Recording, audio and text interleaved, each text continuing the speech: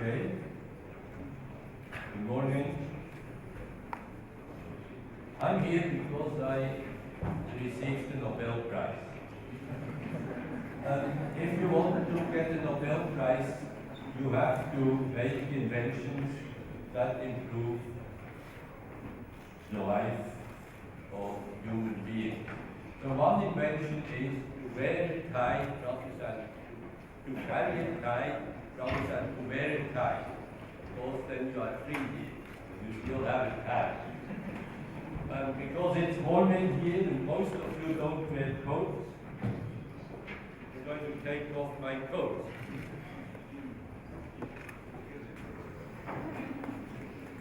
It's another improvement of life.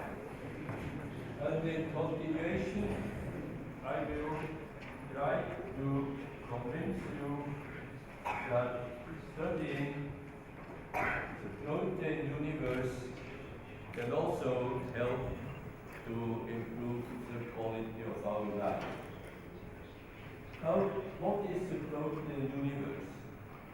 The protein universe is the ensemble, the sum of all proteins in our body and all the proteins that are produced by the microbes that live in our body. And the microbes in our body produce a much larger number of different proteins than we encode with our own genome. You see, right there, if one starts to talk about personalized medicine and considers only the genetic information in our own chromosomes, then one doesn't have a complete picture. Because the genetic information in the DNA of the microbes in our body, I'm talking about microbes in the mouth, in the guts, in all openings that are human in our body, then we have an incredible wealth of genetic information which is translated into proteins which form the protein universe that I want to discuss with you today. We are used to seeing colored pictures of protein structures. This happens to be a part of the protein that we all carry in the brain, the prion protein, which is linked to mad cow disease in cattle or to Creutzfeldt-Jakob disease in humans. And you see what we see here in yellow colored, what we call helices. Here we have what we call a beta sheet, and the whole thing is also quite pleasant to look at. Now, why are we interested in this kind of structure of proteins? Because indeed proteins are in their chemical composition not very exciting structures. They are linear chains of 20 different building blocks, the amino acids. And this is represented here by 20 different letters which describe the 20 different building blocks. And they all give the same contribution to the linear chain, but the different amino acids have different so-called side chains, which make it possible for the different amino acids to perform somewhat different functions. But nonetheless, the linear structure of the polypeptide chain is not very variable among different proteins, and it could never explain why proteins can perform a wide array of different functions. I have here a list of functions that are performed by proteins. There are protective proteins which form our hair and skin. So here there is not much left, but most of you have much more of this protein, and skin is also protein. Then we have enzymes.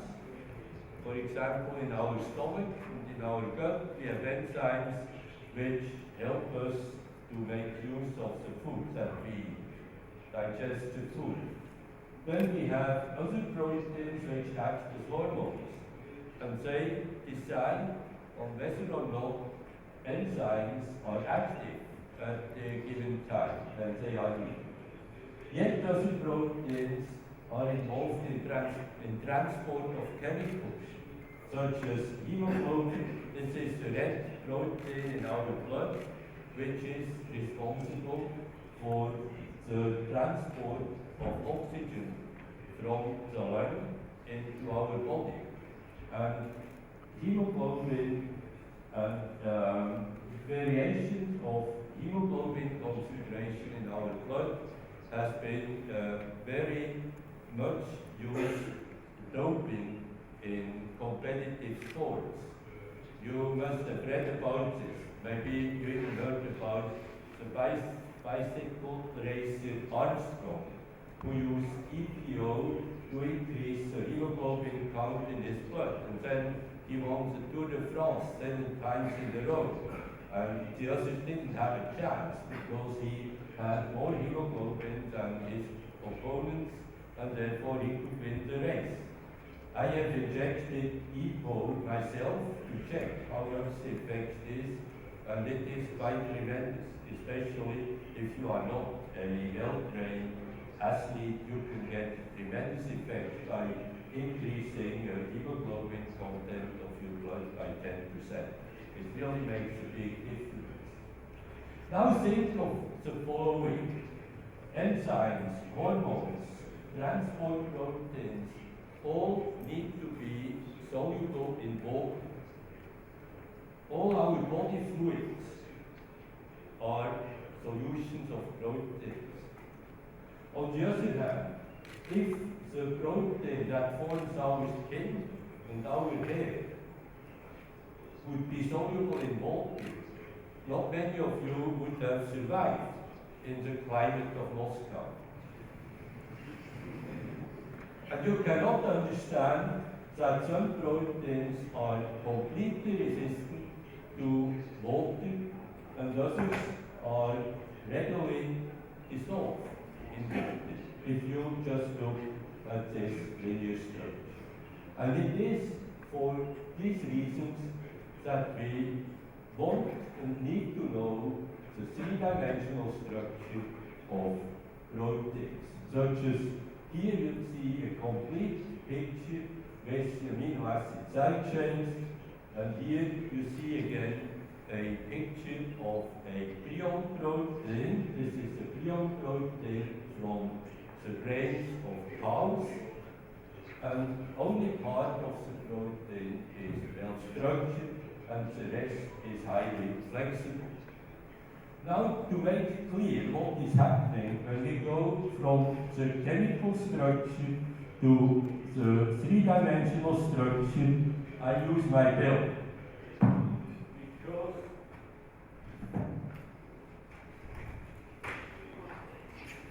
Because I'm getting so well fed when I visit Moscow that I don't need the belt. Okay? So this is the chemical structure of the protein. Now I'm forming helices,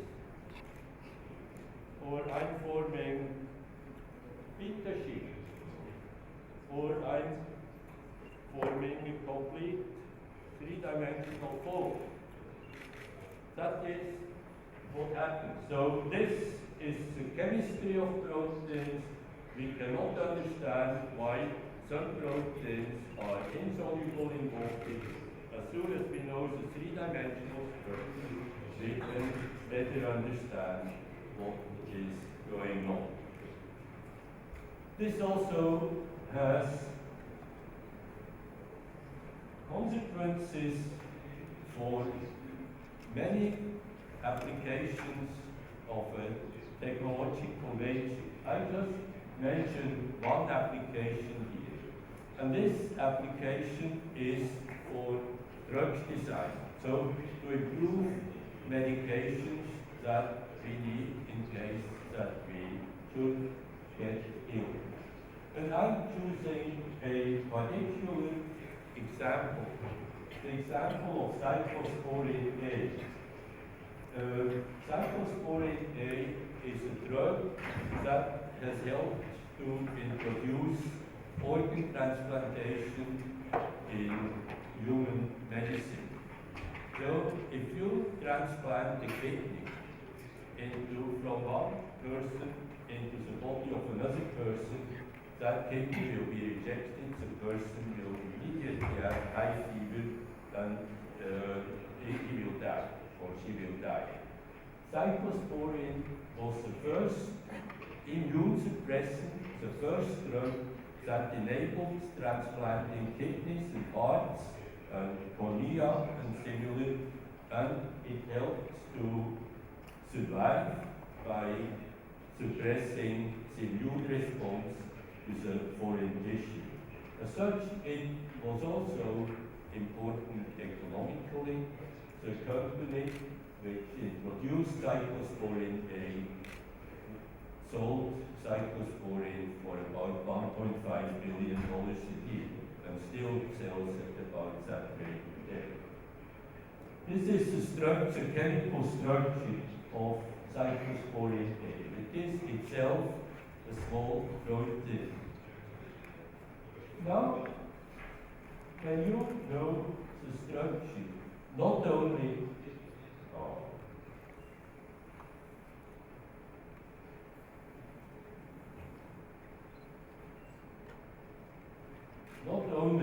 of the drug, but also of the structure to which the drug binds when it is administered to the body. This is a small protein in this case, in light blue, and here is the drug. And so the structure was solved with the drug bound to this protein. Now, today, with computers, we can now take the drug out of this so-called complex, and then we can see exactly the structure on the surface of the receptor protein where the drug binds. You see there is a hole here where something has to fit in if the drug is supposed to bind tightly. And there are charged groups shown in green, and there are lipophilic groups. And so the drug, in order to bind well into this binding site, has to fit geometrically and with the distribution of charged groups on its own structure in order to work well. This system is a bit nervous. It's not me. I don't know what is.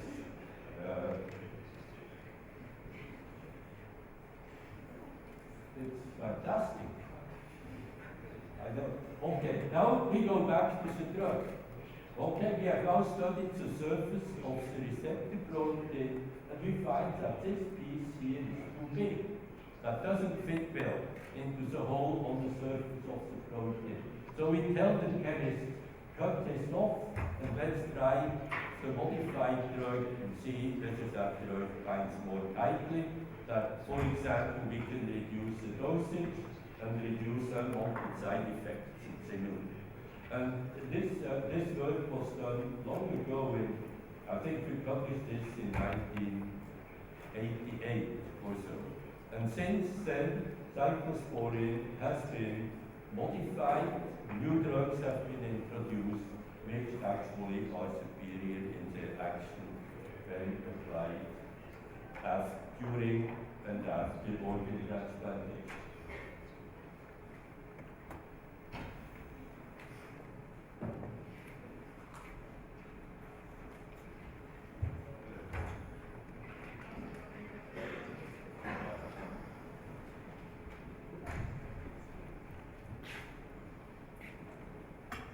All right, I hope with this introduction I have given you a reason to continue listening, because now I'm going to talk about the ways by which three-dimensional structures are determined, and from this go on to explain to you how our knowledge about the proteome, the human body, and in many other organisms has changed over the last 20 years.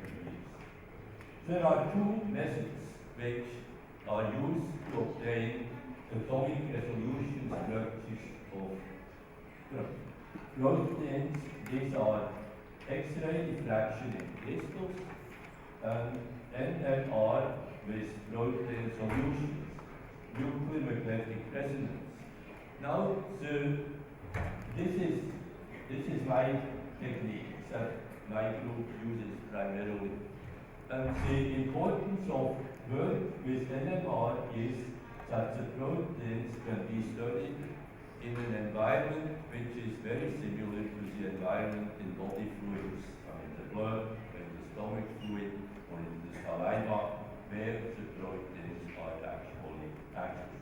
And I will mostly talk about the use of NMR, but I will nonetheless start with crystallography, because as you can see from these numbers, crystallography has first been successful in 1957 and NMR only almost 30 years later.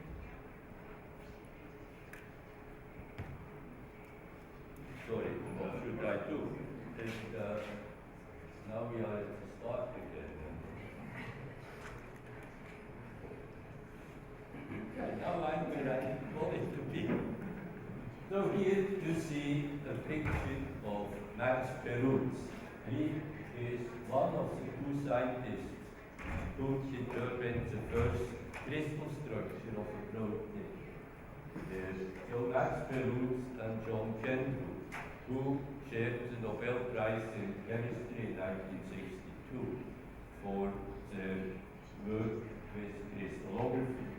And what they studied was hemoglobin and myoglobin. Myoglobin is closely related to hemoglobin.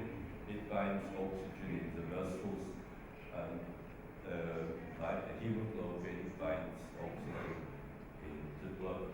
And you see here Max Perutz holding the linear chain, that is like my belt, the linear chain of one of the hemoglobin subunits. And in 1962, when he received the Nobel Prize, this was the structure that they had obtained. And it is at the low resolution. What you can see is an oxygen binding site here and another oxygen binding site here. The whole molecule is built from laminated wood platelets which have been pasted on top of each other. There were no computers at the time who could make a drawing, so this was very tedious work. And of course you cannot see any individual atoms. You can roughly follow where a helix might be located, and you can see the oxygen binding sites. So that was around when I started to work in the field of structural biology. And what crystallography could not show in particular is whether or not something was happening within one of four subunits in this protein when oxygen is gone. And so I took my blood here out of the left arm and isolated my hemoglobin and studied my hemoglobin. And it became immediately clear that we could see atoms next to the oxygen binding site. Namely, with these unusual lines and these unusual lines. You see, normally you only see this much, in the NMR spectrum of the protein, and now my blood had these peaks and these peaks. And then we added oxygen and took oxygen away and could show that there were movements right next to the heme group when the oxygen would go away on this side, then there would be movements in this chain on the other side.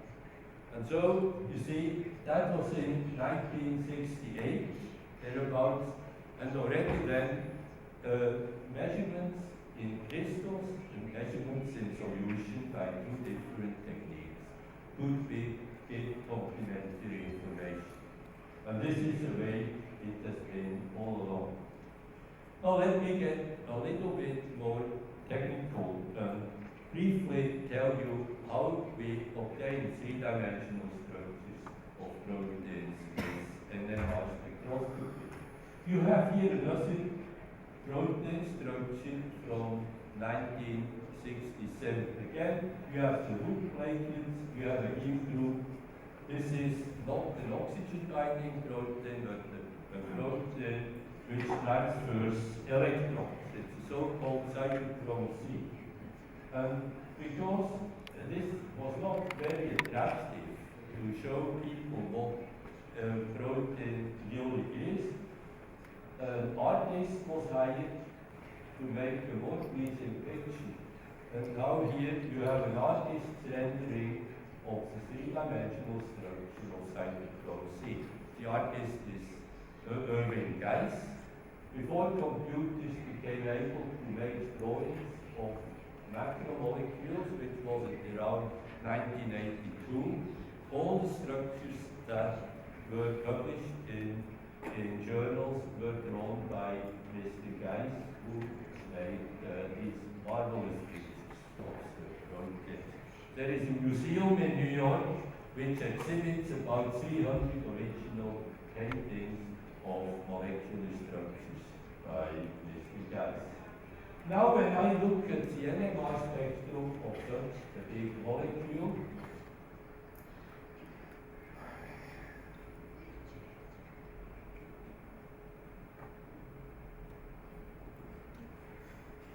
I apologize, I'm not in charge here. Then we get this sort of a spectrum. Again, you see here the K in along one frequency axis. And normally you only see peaks in such a spectrum between 0 and about 8 units, so-called parts per million. But now we saw some well-separated lines here and here, just as I did with my hemoglobin. And so we could study these lines and we learned a lot about the spin physics in large molecules in solution. But in order to get sufficient information to determine three-dimensional protein structure, we have to get the information from this chart, which is the superposition of about 1,000 lines as compared to 4 lines out here. And the key to this was to develop two-dimensional NMR. So you create a two-dimensional time space, then use two-dimensional Fourier transformation to get a two-dimensional frequency space. But now instead of having strongly overlapping lines on one axis, the lines are moved out into a two-dimensional plane and they appear as well-separated peaks. And when you make a different plot of such a spectrum, so-called contour plot, then you get an impression of just how much information there is in such a spectrum. And then we have to develop mathematical methods that took many years, also to write programs to calculate three-dimensional structures from this kind of spectrum.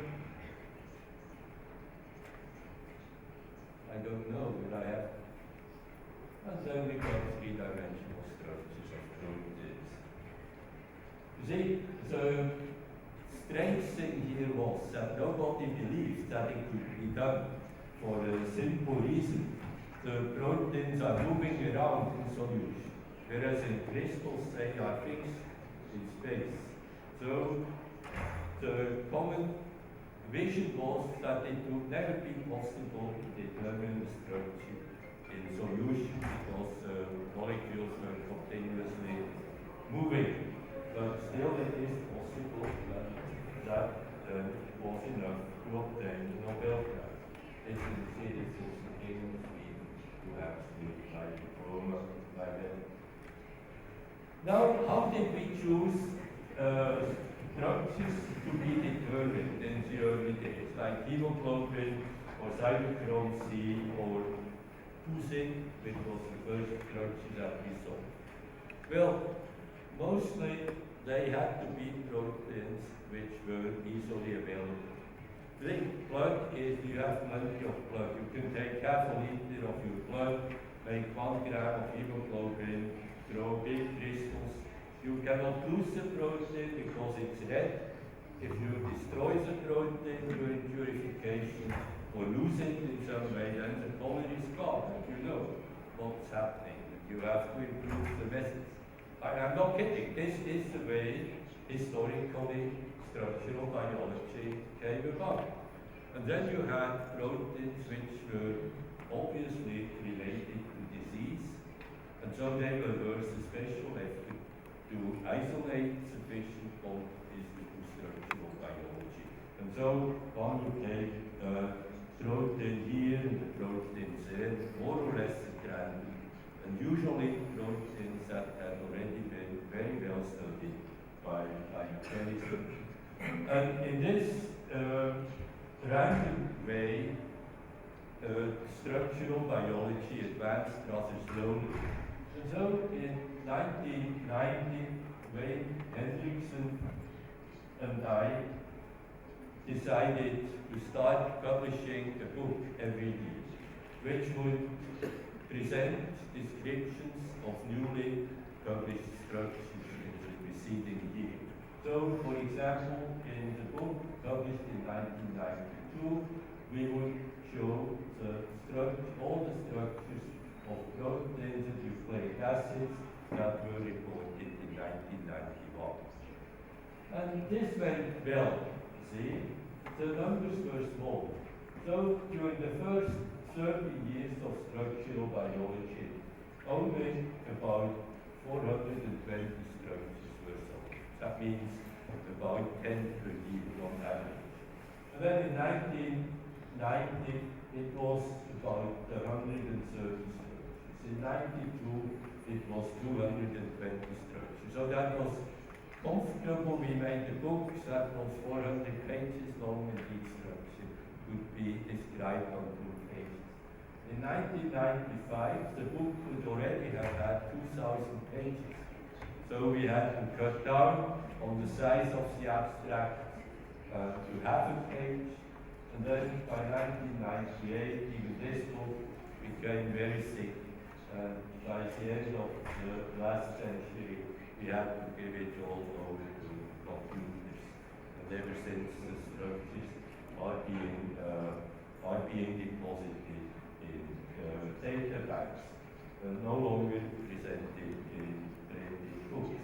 So, by the end of the last century, we had approximately 5,000 different structures of proteins and about 12,000 entries in the protein data bank, because for many proteins, most advanced structure was impossible. And when we followed this work in the last century, we didn't know how many proteins there are in a human being or in a microbe. We simply didn't know. And then things changed. Then the human genome was determined. And all of a sudden we knew that there are about 25,000 different proteins expressed in a human body. We now know today that many 100,000 different proteins are expressed by the microbes in our body. See, this is a very different situation. See, there are many proteins that one had no idea they exist, because they may only be expressed in babies before they are born, they may only be expressed in late age or in disease, and there are no models, no mouse models or similar to study these proteins. And so we started a field that's referred to as structural genomics that now makes use of this new information. And when I talk about understanding today's view of the proteome, of the protein universe, then I have to extend the picture and also talk about nucleic acids. So there are two main classes of biological macromolecules in our body: the nucleic acids, DNA, and RNA on the one hand, and proteins on the other hand. And there is a central dogma of molecular biology, which simply says that DNA can replicate to DNA from one generation of cells to the next. DNA can be transcribed onto RNA, and RNA can be translated into protein. And Crick, in the late 1950s, presented this simple drawing to show what's happening. You have DNA, it's transcribed to RNA, or it is replicated into itself, and the RNA is translated into protein. Now what we have done, as long as we worked in classical structural biology, was to look around at this end of the system and pick out a few proteins that were obvious because they cause disease, or because they were common, or for some other special reason. And now, all of a sudden, we know about the sequence of DNA. And so we know that we have 25,000 different proteins, of which only about 1,000 were known 15 years ago. And now we can see DNA is again a linear chain. And it's just it's about twice that long. That's our DNA. And now, instead of fiddling around in the protein part of this scheme, we go to the DNA, and we now know the sequence of the DNA, and we take little pieces, which are individual genes, and we know this gene produces a protein, but this protein has never been seen. And so we now go and we produce this protein and study it. Okay? That's the idea of this new way of tackling knowledge on the protein universe, that is to start from the genomic information. Okay, the chemical structure of the DNA is again a linear chain with 4 different building blocks, and we now read the sequence of the nucleotides. Say, from here to here, there is a new protein. Let's take the DNA out, put it into a microbe, usually E. coli, prepare the protein, and determine the structure. And start to look for new chemistry in our system. So, if I summarize what is happening, and according to the central dogma of molecular biology, the DNA gives us information about the genomic protein universe. We only know about the chemical structure of the protein, that is the amino acid sequence. And when we study the proteome, then we want to know 3-dimensional structures in order to understand the functions of the proteins. Now there is a problem with this. And the problem is that there are very many genomic proteins. See, it is quite, this plot here shows the development of the number of gene sequences known over the time span from about 1982 to 2000. I think this is 2013. And you see we go from 1,000 to 100 billion proteins. 100 billion. It is quite funny to know that in 1986-87, all the genomic protein sequences were published in 2467 books, which is analogous to what Henderson and I had done with three-dimensional structures. That was here. That was very books. Now imagine how many books it would be in 1995, or when you have 100 million genes. It's very cheap to determine genomic sequences. And so, how should we ever be able to get sufficient information on the three-dimensional structure of all these protein sequences in order to really understand and make use of this knowledge about proteins? Well, what we want to do in structural genomics is to add three-dimensional structures, as shown here, to the protein sequence in the hope of getting new biological insights. There are many new types of information that we can thus obtain.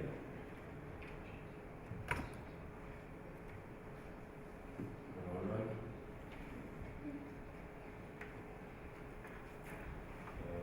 If I understood how it does not work,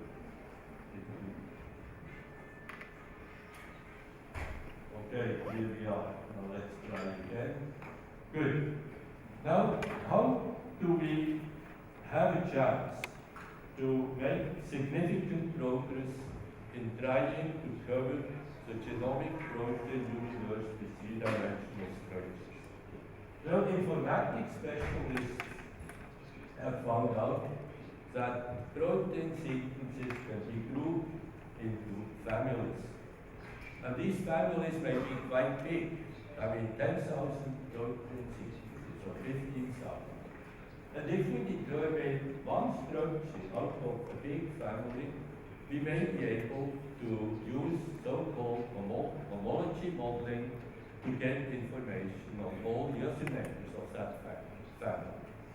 So it is clear that if we want to have a chance to make a significant progress in coverage of the genomic protein universe with three-dimensional structures, then we have to look for proteins in big families, determine the structure experimentally by crystallography or by NMR, and then model all the other proteins in that family in a cheap way by computer calculations. I show this here. So we would have the protein universe in this red circle, some 33 billion or 100 billion sequences, and we would determine just a small number of three-dimensional structures.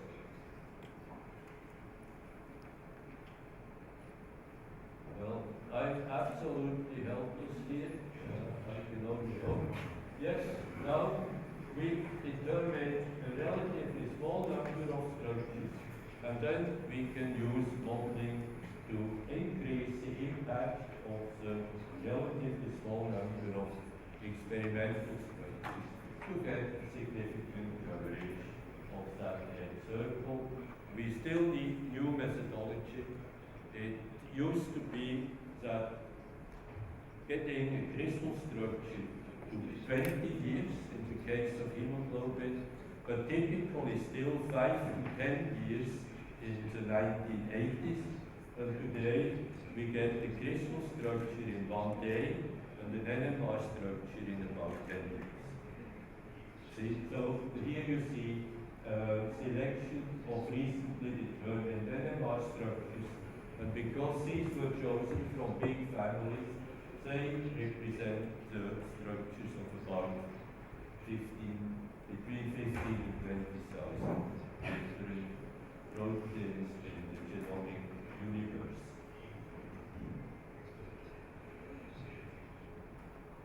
These proteins are of considerable interest. For example, we are worrying about proteins that regulate transcription in embryonic stem cells. That's a completely new field. There never have been a chance to enter this field if we hadn't had the chance to get information on the proteins involved from studies of the human genome. Or here I'm back into immune suppression, studying radionucleoprotein complexes that regulate T-cell activation. Or probably the most dramatic breakthrough of this new approach with the new technologies that have been developed in trying to get high throughput methodology for getting a large number of structures has been in the area of key protein receptors, where after several decades of continuous failure of getting the structure of a human GPCR, all of a sudden there was a breakthrough in the group headed by Professor Stevens. I'm part of this big group. We are about 80 people working in this area. There are attempts to actually introduce this line of research here in Moscow. The Cherezov has already started a laboratory here in Moscow to follow up on this work.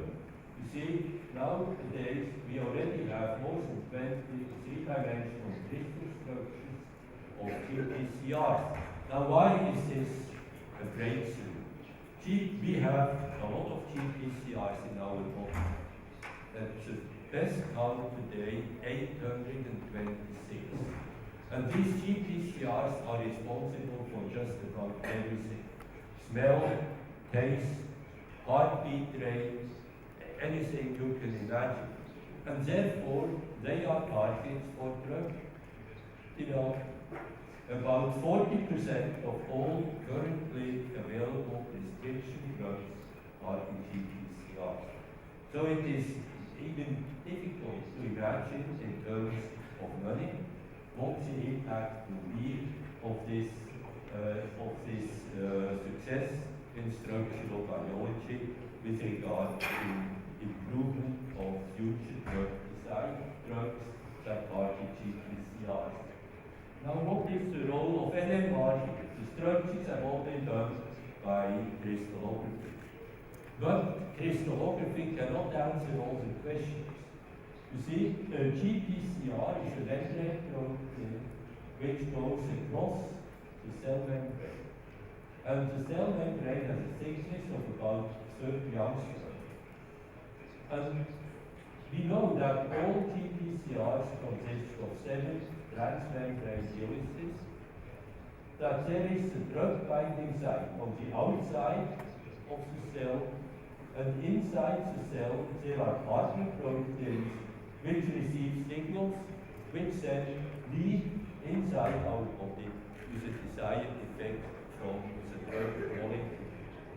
So it's a question to understand how are signals transmitted over 30 angstroms from the cell surface to the interior of the cell. And this question cannot be answered by crystallography alone, because the crystallographic structures are rigid. They have been determined at -200 degrees centigrade, so very low temperature. So we have to come in by NMR, work at body temperature, introduce probes on the intracellular side, and study how these NMR probes are affected by the binding of different drug molecules on the outside. And that's what we are currently working on most intensively again, as it was already 40 years ago with hemoglobin crystallography and NMR, are highly complementary in getting information that makes us understand how these marvelous machines that are formed by polypeptide chains work in our body. I think that's all I wanted to tell you today. Thank you for your attention.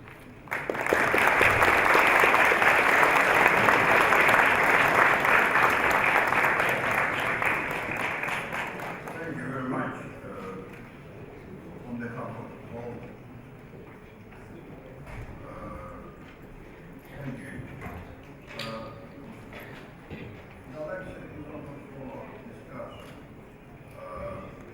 We have some time to put some questions, few questions. Do you have any questions?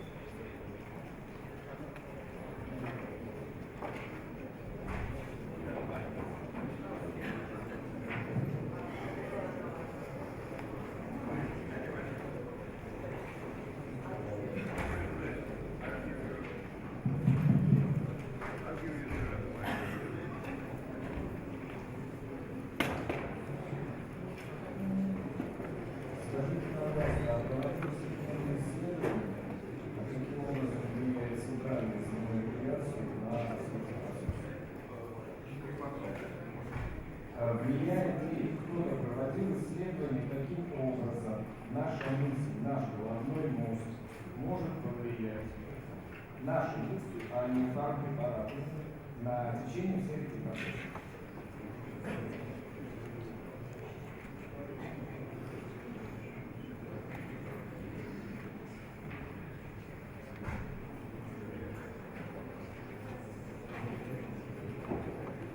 Well, the question is how we can affect with our brain the working of GPCRs in our brain. Right? Наоборот, каким образом мозг меняет всю эту систему? Проводились ли эти исследования? Каким образом мозг влияет? Совершенно верно, да. Наоборот. Он сказал,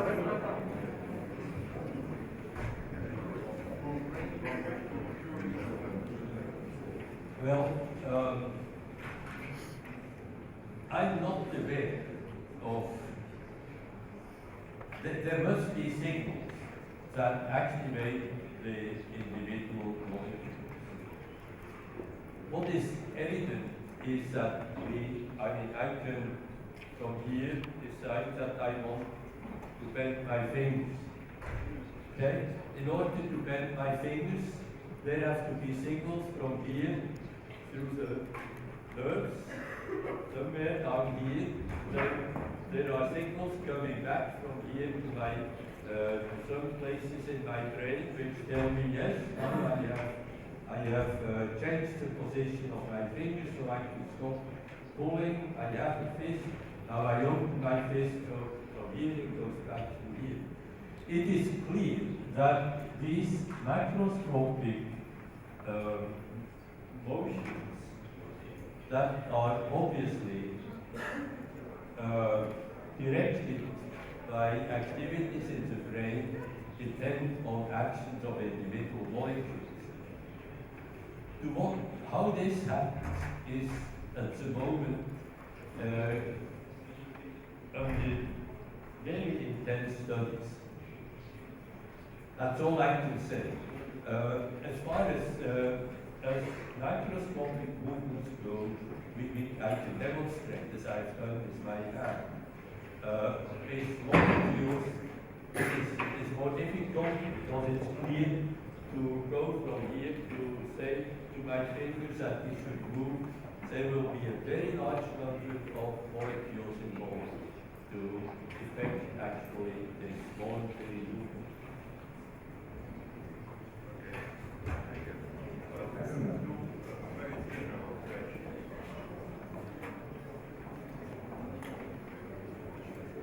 Я читаю по-русски, сейчас два очень общих вопроса. Какие механизмы управления работы отдельным геном ДНК и РНК. Кто и как читает, включает, выключает различные участки ДНК или интегрирует другие участки генома. Это первый вопрос. Я думаю, что это большое разговор. Не все известно.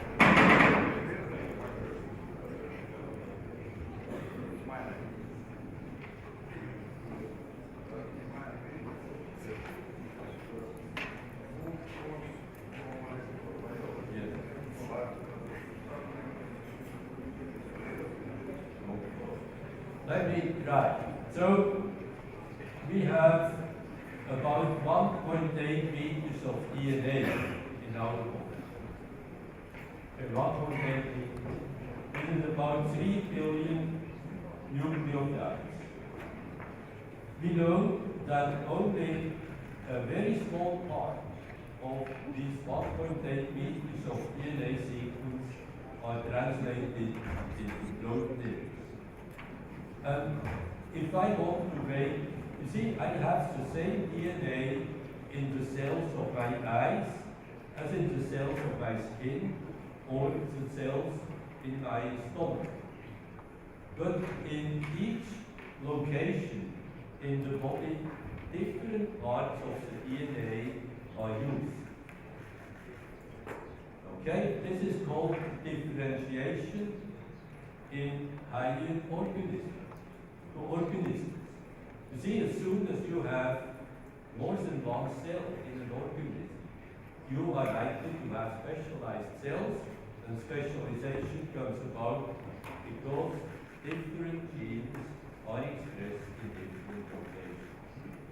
And common regulatory mechanism is to bind proteins to the DNA which recognize specific locations where the protein should be expressed and which recognize other locations where the reading of the DNA should be stopped.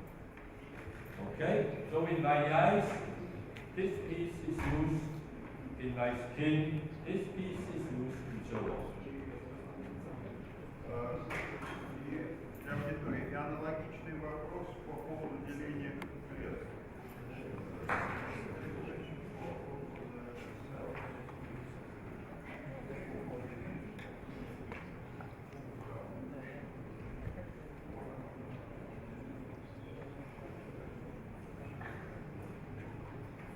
Well, in the division of cells, you have replication of DNA.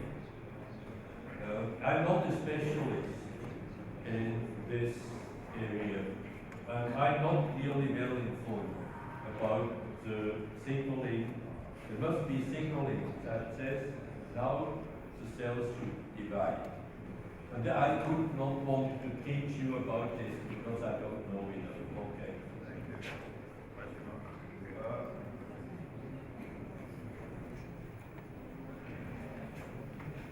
Скажите, пожалуйста, есть ли какие-нибудь другие вещества, которые работают так же, как протеин, но они составлены по-другому, то есть у них совершенно другая структура? Спасибо. Then the question is, what does in compounds can perform functions that are performed by proteins? I'm repeating the question so that I have time to think about what to say in response.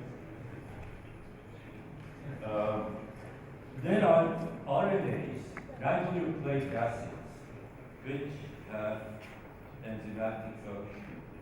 They can cleave those nucleic acids, and this is typically functions that would otherwise be performed by proteins. Take that one example.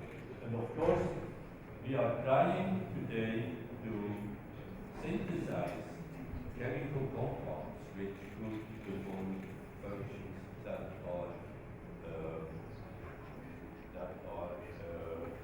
performed by proteins.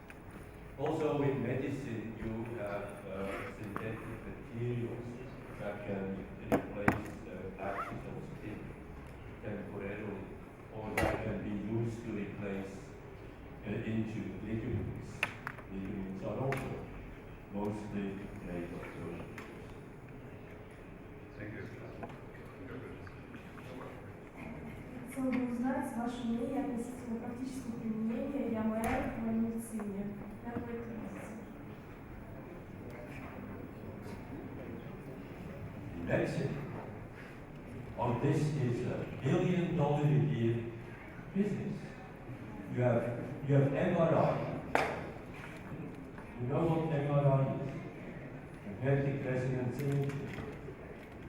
It's about as important in medical diagnosis today as is X-ray tomography.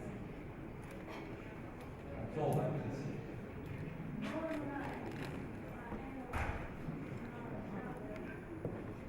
Yes, but the MRI is just a different use of an MR. And we can use NMR to study proteins for drug development. That has impact in medicine. And you can also do spectroscopy. Yes, that's right. But it's so, I would say it's so closely related to MRI that I would distinguish. You still have to have a big vacuum, put the patient in, and then instead of just making an image, you study some chemical reaction. Essentially to detect metabolites. One question. Здравствуйте, скажите, пожалуйста, каковы действующие компоненты ионов? И второй вопрос, биологические осколки там, различных вирусов, бактерий могут ли проявлять биохимическую активность? То есть это перекликается с лекцией предыдущего лектора по поводу того, что различные вирусы могут вызывать их фрагменты, я так понимаю, вызывать раковые заболевания. Насколько это очевидно, не очевидно.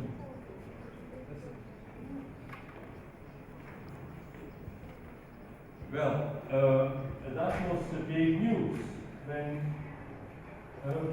the word prion was created.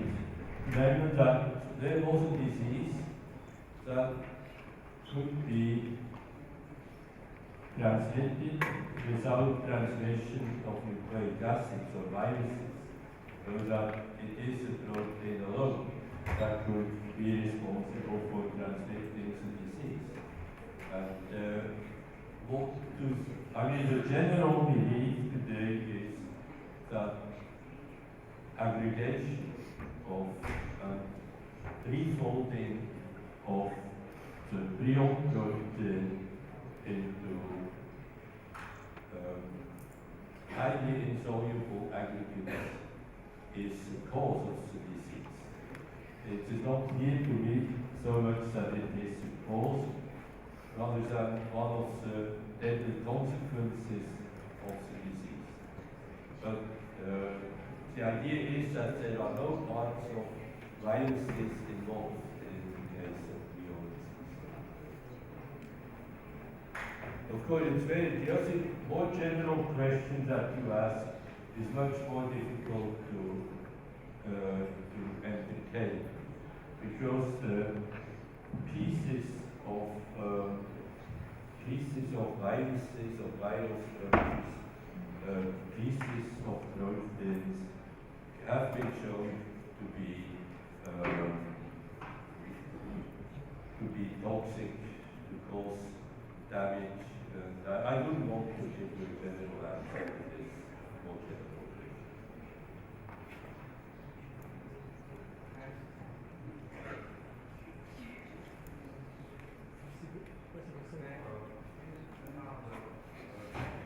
Very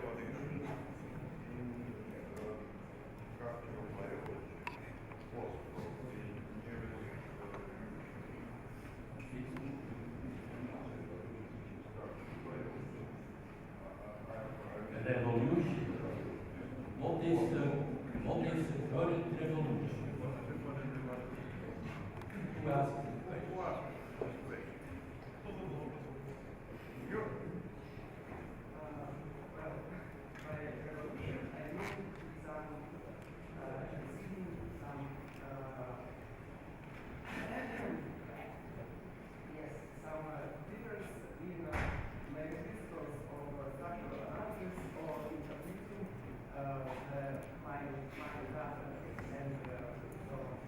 All right, well, let's consider that the introduction of efficient sequencing of DNA is a revolution. Right. Now, it is so that of the 3 billion nucleotides in the human genome that have been sequenced, that are sequenced in each human genome, only about 10% are used to encode proteins or RNAs. And I could well imagine that a next real revolution of the field will happen once we understand what the remaining 90% of the DNA. That is one possible breakthrough that I see right now.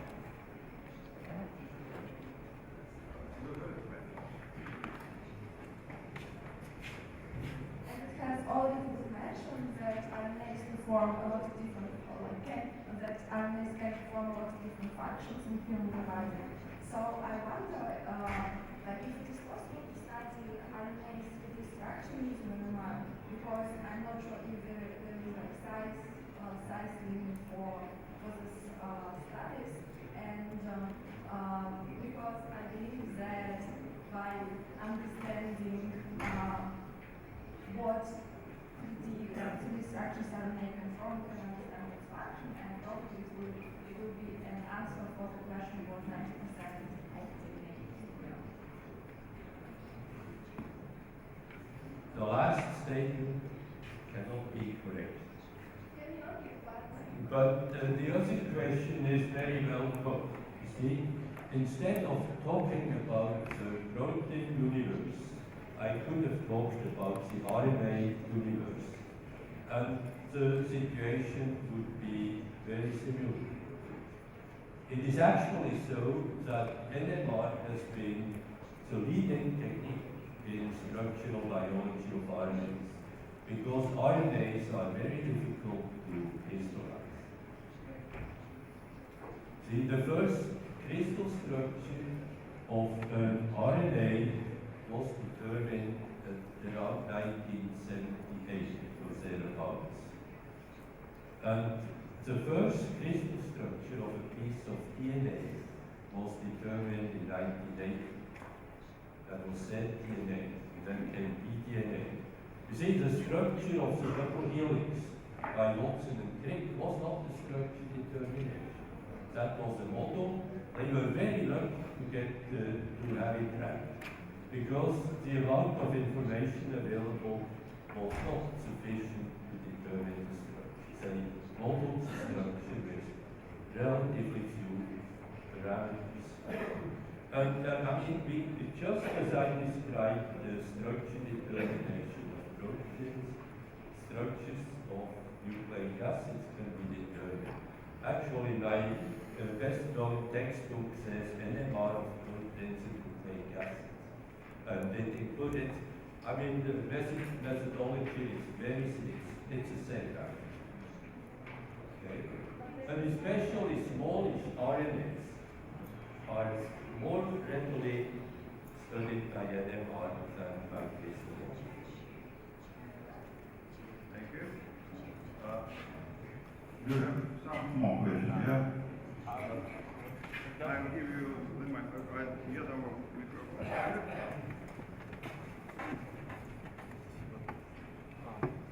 А вот вы говорили, что двумерная какая-то вот спектра были в ядерном магнитном резонансе. Хотелось бы узнать вообще, на каком уровне сейчас вот для исследования белков используется ядерный магнитный резонанс, и что еще можно было бы применить, чтобы быстрее и поэффективнее можно было какие исследования дальнейшие? Спасибо.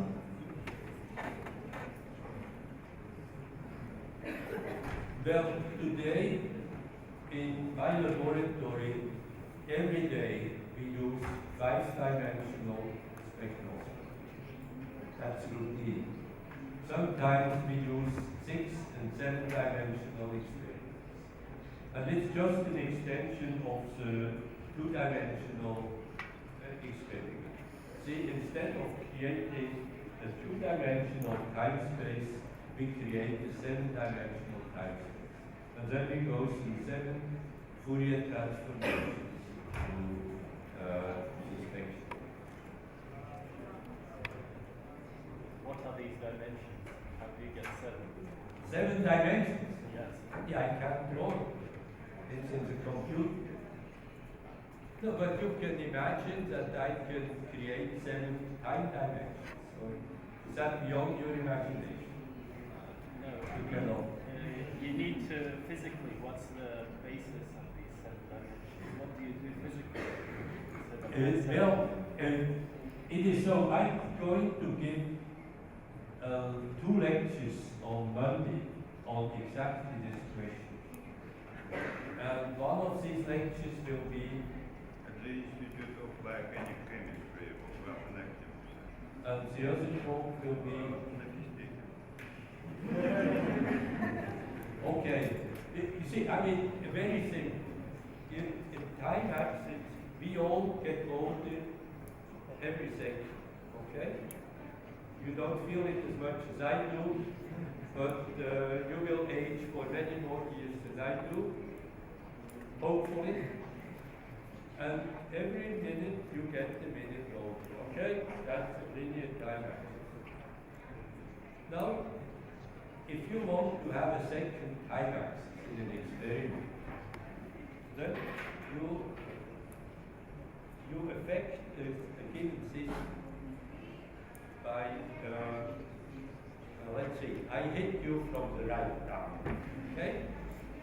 Then it hurts, and the hurt will disappear with time. Okay, now if I hit you here and then here, then you have a much more complicated reaction, because this hurt will disappear a little faster than this one. Okay? Now I hit you on the right cheek, and I wait for 2 seconds before I hit here. The next time I wait for 4 seconds, and then 6 seconds. And each time the hit to the left will differently affect what I have done to the right. And that is the second time axis. See? And then you can generalize. You do this, and then I hit you on the nose. First here, and then on the nose. And then, well, the force would be here, and I hit. Then I squeeze you in. All right, that's exactly the physics behind it. The last question.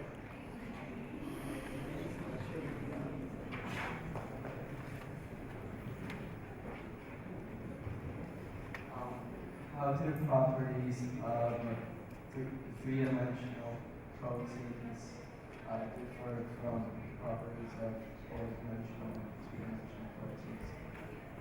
Of what? Of four-dimensional and two-dimensional proteins. Proteins are always 3 dimensional.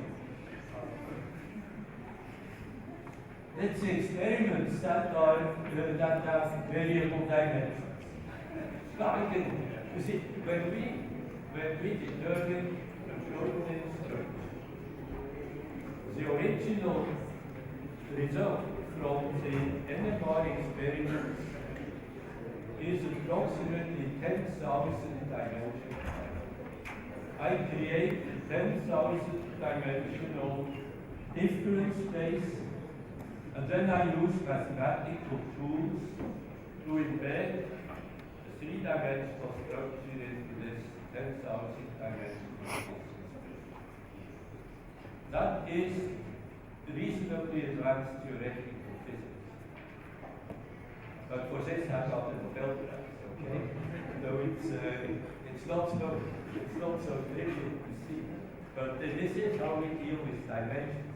But in the end, you have a three-dimensional structure of the protein. Okay. Thank you very much.